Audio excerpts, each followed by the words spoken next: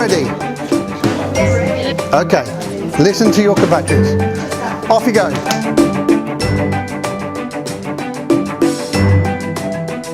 Project managers would love to have a time machine and every project would be on time if we had a time machine. But in this exercise they can go back and they can say, you know what, I wouldn't have done that, I would have done this instead, and then we would have had a successful project. And that's what it's all about. It is very much around communication, it is very much around having the right foundations in place for the project. It's about governance and control and discipline. The key message is you can do anything with a project, but it gets much harder when the project is underway. If you get things right at the beginning, in the foundations, and that's where the cause and effect. We joke in this exercise that they are given a time machine. They can go back in time. The only time in their lives they can go back in time.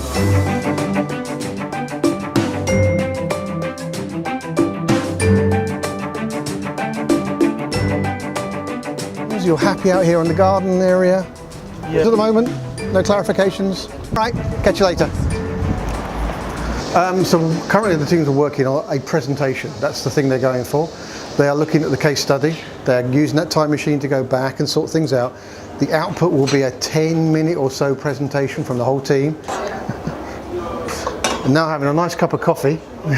Lazy is an interesting title, so I'm going to quickly tell a story about how this came about. So my manager, who I worked with in an organisation for many years, called me lazy one day, and I really thought he liked me, and so I was quite upset when he called me lazy. But what happened was he was saying, I work in a very effective way. I work in a way that is productive, efficient, smart, etc. So what I mean by lazy is the concept of productive laziness. It is that finding the most efficient and effective way to work rather than just putting lots of hours in.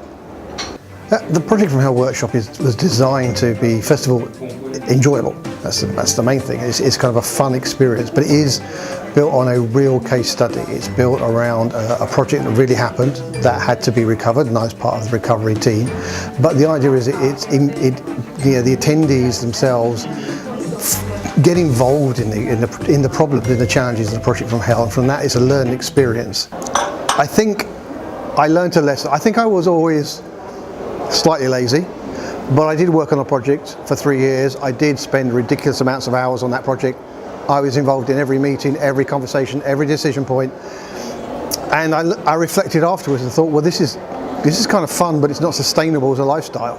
And it impacted my family. So I reflected and I found new ways of working, and I kind of learnt from my own experience. I mean, the Project from Hell as a title came about really of setting something challenging for people to think about. It's eye-catching in the sense, but a lot of project managers talk about their projects being hellish or challenging or difficult, or when you tell people about the Project from Hell, they kind of get it. They say, yeah, I've been on that project.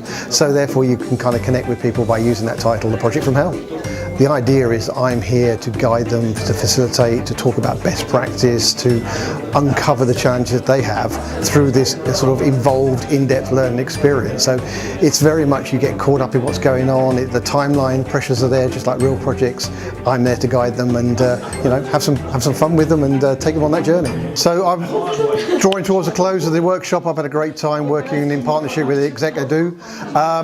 It's been great, and I really appreciate their support in putting on the Project from Hell workshop here in Bucharest. You can hear the noise in the background again. There's a lot of energy in the room, and that's really fantastic whenever you run a workshop. I've had a great time. I hope the feedback is good.